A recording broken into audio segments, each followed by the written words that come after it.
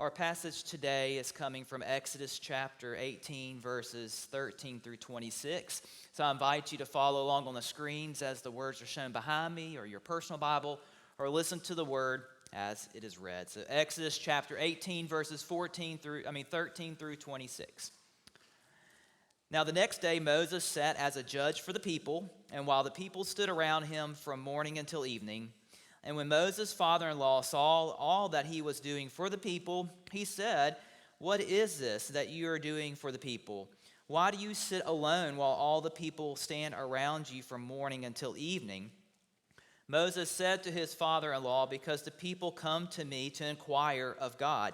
And when they have a dispute, they come to me, and I decide between one person and another, and I'll make known to them the statutes and instructions of God." Moses' father-in-law said to him, "What you are doing is not good. You will surely wear yourself out, both you and these people with you, for the task is too heavy for you, and you cannot do it alone. Now listen to me, I'll give you some counsel, and God be with you. You should represent the people before God and bring their cases to God. Teach them the statutes and instructions and make known to them the way they are to go and the things they are to do. And you should also look for able men among the people, men who fear God, who are trustworthy and hate dishonest gain. Set them as officers over thousands, hundreds, fifties, and tens. Let them sit as judges for the people at all times. Let them bring every important case to you, but decide every minor case themselves. So it will be easier for you, and they will bear the burden with you. If you do this, and God so commands you, then you'll be able to endure all these people, and they'll go to their homes in peace." So Moses listened to his father-in-law and did as he said, and Moses chose able men from all Israel and appointed them as heads over the people, as officers over thousands, hundreds, fifties, and tens. And they judged the people at all times. Hard cases they brought to Moses, but any minor case they decided for themselves. So this is the word of God for the people of God. Thanks be to God. So yes, this passage today may be familiar for some of you, but it's also one of the lesser known passages that you don't hear preached on very much. But I think it's very fitting today that we have this passage amidst our stewardship season, as we see how the early church, how Moses and his people, God's people, began to structure themselves and choose leaders amongst themselves to help with the administration of the church. And so to get a little context here, we all know Moses, okay? Many of us remember Moses. He comes onto the biblical scene, remember, as a baby in a basket that's placed there to be kept safe, and then was found by one of the Pharaoh's daughters and brought in and raised by the royal family, and had a pretty interesting young adult early life.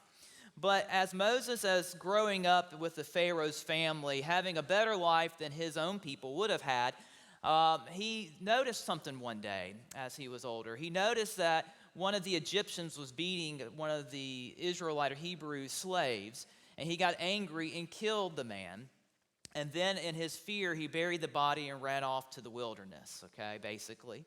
And so he spent some time in the wilderness. Now, the wilderness in this day and age is not like the wilderness that we have. It's not the dense forest lands. It's usually open plains or desert. But he ended up being a shepherd for a Midianite priest flock. Okay, and this man's name, the Midianite priest, was Jethro. And so Moses would spend some time in his own personal exile, away from the Pharaoh and away from the punishment they may have awaited for him for murdering a man. And he hung out there, okay, on this property. But this is during this time where we get the more famous story of Moses in the burning bush. And then he is called to go back and lead the people, God's people, out of exile. Now, Moses was a little uncertain because he told God, "I don't have a very good speaking voice. If you want me to be a leader, I should have a good speaking voice." But then he ran into his brother Aaron, who would assist him in some of the speaking roles that Moses lacked the ability to do. But Moses grew and became a great leader. As we know, with the plagues that God brought upon Egypt, was able to get the Hebrew people out of slavery and lead them across over to the promised land. Now, they had some trouble on the way. The Pharaoh would eventually send his army after the fleeing slaves, but then God would protect them by flooding them out by the Red Sea. But now we get to the point where Moses is the leader of this group trying to get to the promised land. And Moses is also acting as kind of the chief administrator for all of God's people, okay? There has to be some structure and organization in any form of church, if you call it. You got to have some type of leadership roles, right? Someone's got to be the main preacher and the teacher. Someone's got to be able to do the administration part of the church. Got to be able to serve and do outreach and all these things that go into it. But here you have Moses making a very easy mistake that a lot of leaders do. Well, I'll just do it all myself. I'll just do this myself. I'll handle all of the complaints and issues that God's people have. I know God's word and what God intends. I will be the judge. I'll make just judgment, and I'll handle the administration of all of these people, all of God's people.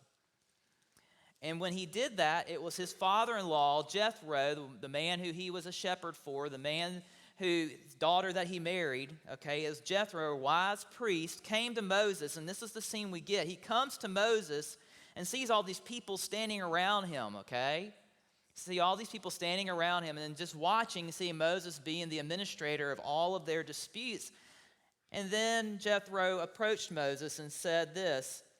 He said, "What is it that you are doing for the people? Why do you sit alone? Why are all the people standing around you from morning until evening?" You know, he is saying that this is not going to be good. But yet Moses thought what he was doing was right, that he was spending the right amount of time that he had to handle all these disputes. But Jethro saw above it and said, no, this is not effective leadership. We've got to come up with some structures, okay? So Jethro, in his business mind, gave some counsel to him. Now, it's not that Moses was doing bad things. He was just not being good with his time. He wasn't being a wise leader and using his time effectively. Now, many of us can kind of go back if we've had working careers at some point or the other. We've all probably worked with, what would you say, good bosses and bad bosses, okay? We've all have probably worked with good bosses and bad bosses. And if you think back, what would make a boss, quote unquote, bad? Usually some of the characteristics is they like to micromanage, right? They don't let you do your job. Or they're not very helpful, they're not good in their training, or they're inconsistent in their expectations, okay? All of these things lead to possibly being a poor boss. But if we think of good bosses, they're the ones that seem to be there in a support role. They give you great advice. They allow you to do your job and not to micromanage. They allow you to handle minor conflicts, and they're okay when you bring them the major conflicts, okay? So we can think of some of these characteristics of a good boss. And when you're looking at Moses here and his leadership style, he was being too micromanaging. He was handling way too much. He was doing too much of the details. And Jethro said, wait a minute, there's a better use of your time and of your skills and of your gifts, okay? And so he said, now listen to me. I will give you counsel, and God be with you. You should represent the people before God and bring their cases to God. You're to teach them the statutes and the instructions and make known to them where they are to go and the things they are to do, okay? But then he said you should also speak and pick able-bodied people to handle the minor conflicts, okay? He said, find people amongst you who are trustworthy, who fear God, who hate dishonest gain, and set them over thousands, hundreds, fifties, and tens. He begins to establish kind of an organizational chart for Moses and God's people and how things are to take place. Because that frees Moses up for his most important job, and that is to represent God's people before God, to be that mediator, to lead them where God is calling them to go, to have that insight. But then also he's to pick people that he trusts, people that he has instructed and that he has taught the way, and then they are to continue that as well. You know, if you don't do that in an organization, if someone with all the knowledge doesn't share and train others, what happens when the one that has all the knowledge goes away? That organization begins to fall apart.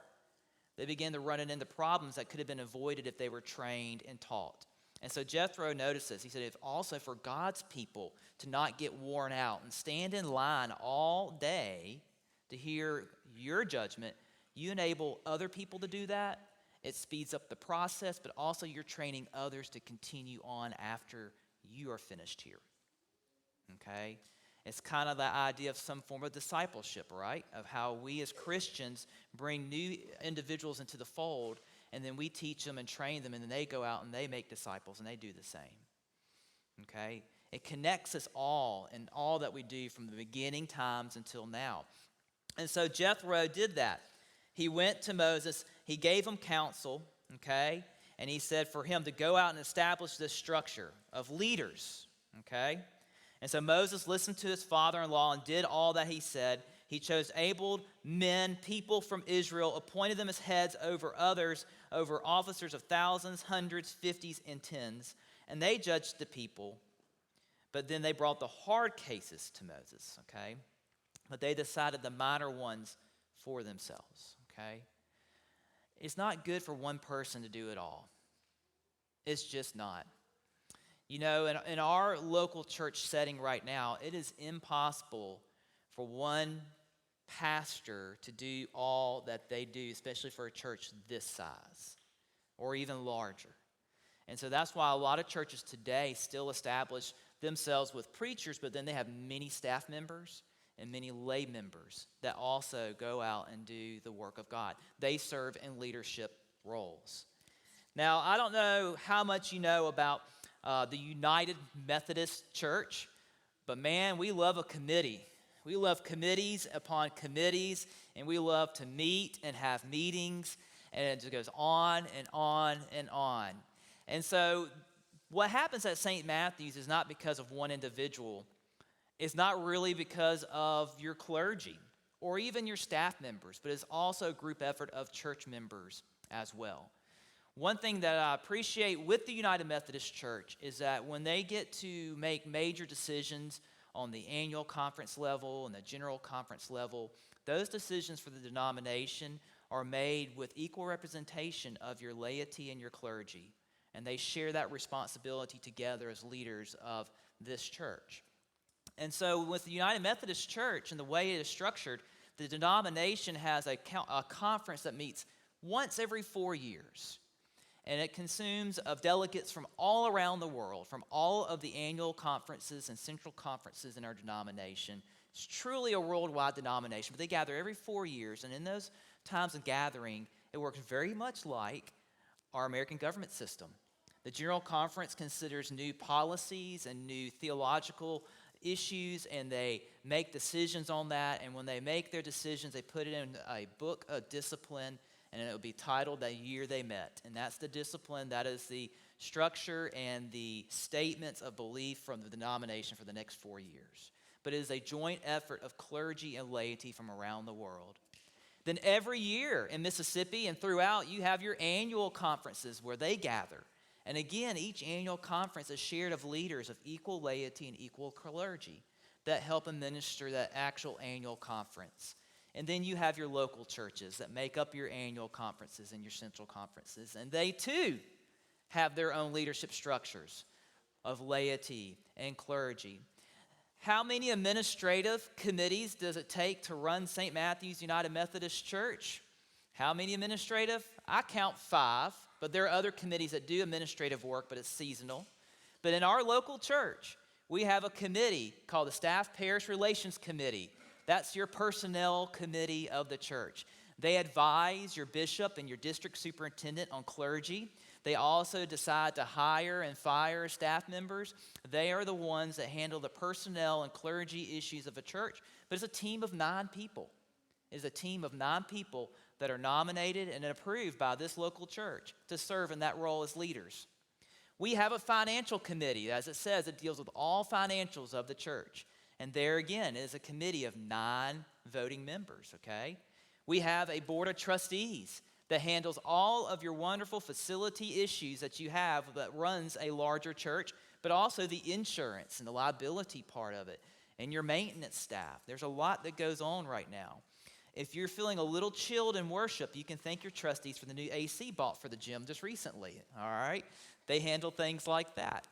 But then you also have what's called a weekday ministry, a weekday board.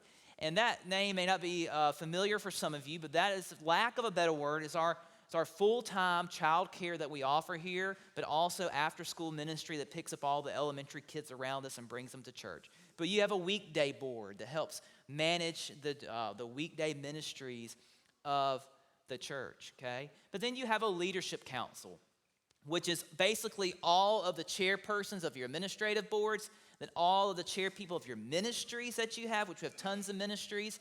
And it's about 30 individuals that meet once a month that look over the whole entire operations of the church and make decisions for the church. So we have a lot of administrative committees. We have 30 people on leadership council. Out of the other ones, you have about 36 people. You have a lot of folks that make up just the administrative side as leaders of your local church. They meet once a month, if not more, depending on what's happening with those committees. Now, that may be real exciting for all of you, but this goes all the way back to Jethro counseling Moses that you have to share leadership within the church. That leadership is not just for your preacher, but it's also an equal partnership of others, laity, other individuals that are called by God to serve in those roles. But it takes a lot of leaders to run St. Matthew's, a lot of leaders to run the United Methodist Church. It's not just one individual, but it's multiple people. It's literally thousands, hundreds, 50s, and 10s that makes this church work.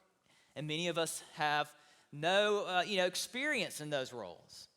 But let me tell you something. You never know when you may get that call from one of your pastoral staff that says, hey, I think you would be really good in this leadership role. Hey, I think you'd be really good serving on this committee. That means that there are some leadership qualities that has been noticed in you and that they feel like you can be one of these individuals that help and minister the church.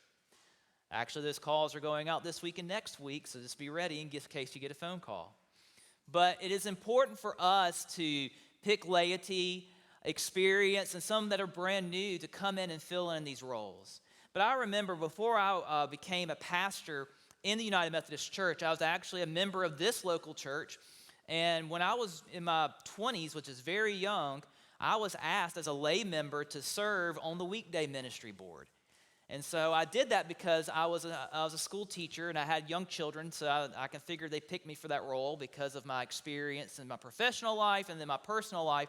And so I got a call from Rusty White. I don't know if y'all remember Rusty White. Those have been here for a little while, but he was an associate pastor, and I guess he had my name to call. So I remember driving home from teaching school one day, and I got a call from Rusty White, the associate pastor, and he said, well, Brian. I said, yeah, hey, Rusty.